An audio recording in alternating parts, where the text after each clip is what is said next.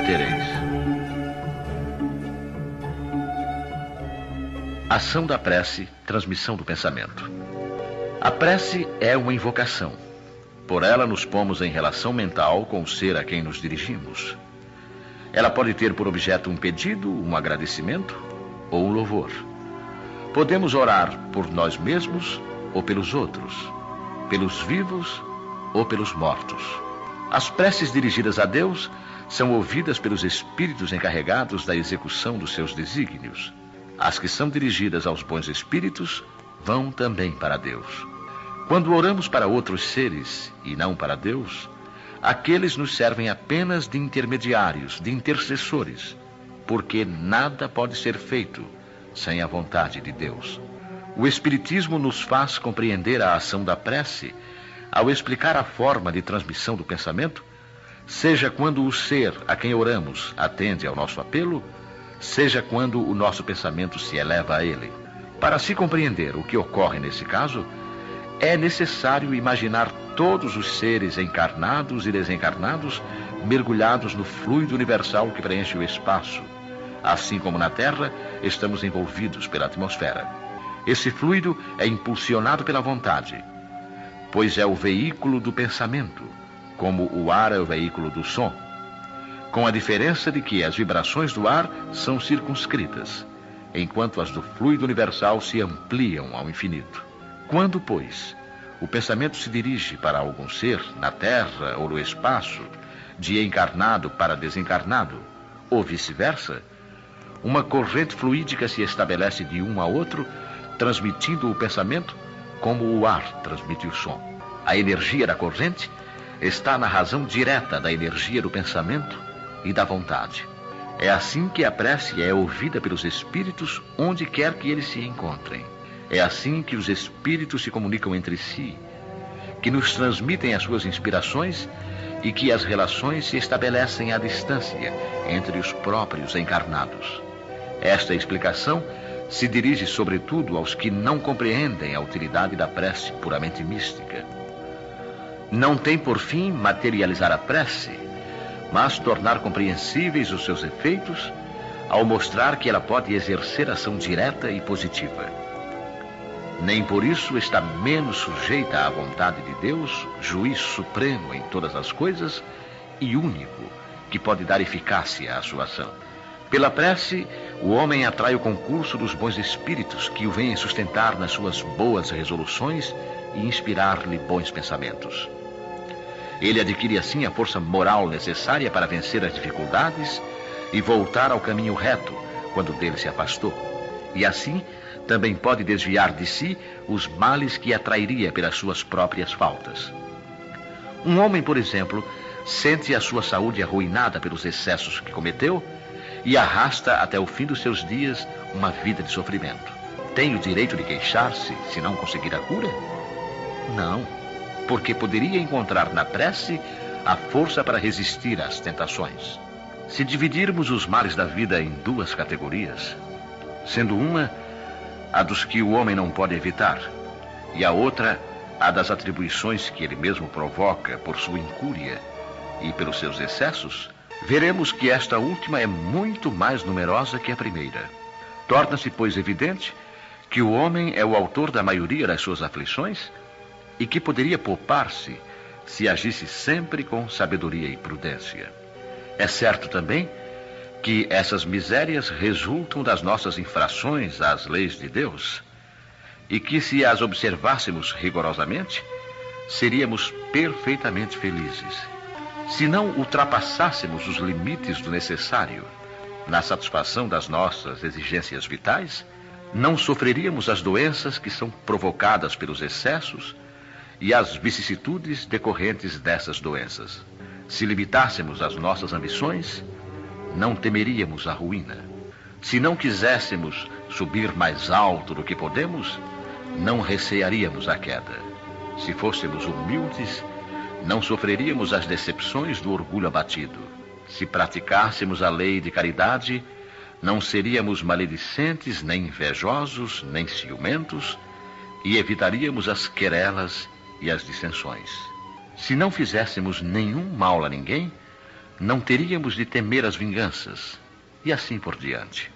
Admitamos que o homem nada pudesse fazer contra os outros males, que todas as preces fossem inúteis para livrar-se deles. Já não seria muito poder afastar todos os que decorrem da sua própria conduta? Pois bem, neste caso concebe-se facilmente a ação da prece, que tem por fim atrair a inspiração salutar dos bons espíritos, pedir-lhes a força necessária para resistirmos aos maus pensamentos, cuja execução pode nos ser funesta. E para nos atenderem nisto, não é o mal que eles afastam de nós, mas é a nós que eles afastam do pensamento que pode nos causar o mal. Não embaraçam em nada os desígnios de Deus, nem suspendem o curso das leis naturais, mas é a nós que impedem de infringirmos as leis, ao orientarem o nosso livre-arbítrio. Mas o fazem sem o percebermos, de maneira oculta, para não prejudicarem a nossa vontade. O homem se encontra então na posição de quem solicita bons conselhos e os segue, mas conservando a liberdade de segui-los ou não. Deus quer que assim seja, para que ele tenha a responsabilidade dos seus atos e para lhe deixar o mérito da escolha entre o bem e o mal. É isso o que o homem sempre receberá se pedir com fervor, e ao que se podem, sobretudo, aplicar estas palavras: pedi e obtereis. A eficácia da prece, mesmo reduzida a essas proporções, não daria imenso resultado? Estava reservado ao Espiritismo provar a sua ação pela revelação das relações entre o mundo corpóreo e o mundo espiritual. Mas não se limitam a isso os seus efeitos. A prece é recomendada por todos os espíritos. Renunciar a ela é ignorar a bondade de Deus, é rejeitar para si mesmo a sua assistência e para os outros o bem que poderia fazer. Ao atender o pedido que lhe é dirigido, Deus tem frequentemente em vista recompensar a intenção, o devotamento e a fé daquele que ora. Eis porque a prece do homem de bem tem mais merecimento aos olhos de Deus e sempre maior eficácia. Porque o homem vicioso e mau não pode orar com o fervor e a confiança que só o sentimento da verdadeira piedade pode dar.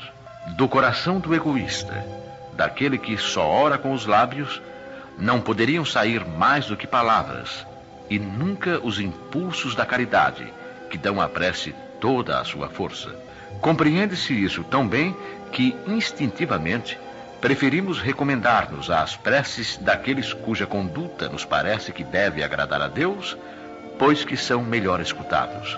Se a prece exerce uma espécie de ação magnética, podemos supor que o seu efeito estivesse subordinado à potência fluídica. Entretanto, não é assim. Desde que os espíritos exercem esta ação sobre os homens, eles suprem, quando necessário, a insuficiência daquele que ora, seja através de uma ação direta em seu nome, seja ao lhe conferirem momentaneamente uma força excepcional, quando ele for julgado digno desse benefício, ou quando isso possa ser útil. O homem que não se julga suficientemente bom para exercer uma influência salutar, não deve deixar de orar por outro, por pensar que não é digno de ser ouvido. A consciência de sua inferioridade é uma prova de humildade sempre agradável a Deus, que leva em conta a sua intenção caridosa. Seu fervor e sua confiança em Deus constituem o primeiro passo do seu retorno ao bem, que os bons espíritos se sentem felizes de estimular. A prece que é repelida é a do orgulhoso, que só tem fé no seu poder e nos seus méritos, e julga poder substituir-se à vontade do Eterno. O poder da prece está no pensamento, e não depende nem das palavras, nem do lugar, nem do momento em que é feita. Pode-se, pois, orar em qualquer lugar e a qualquer hora, a sós ou em conjunto. A influência do lugar ou do tempo depende das circunstâncias que possam favorecer o recolhimento.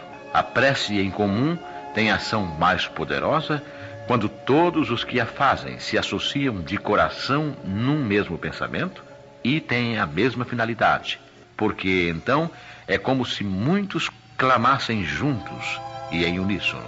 Mas que importaria estarem reunidos em grande número se cada qual agisse isoladamente e por sua própria conta.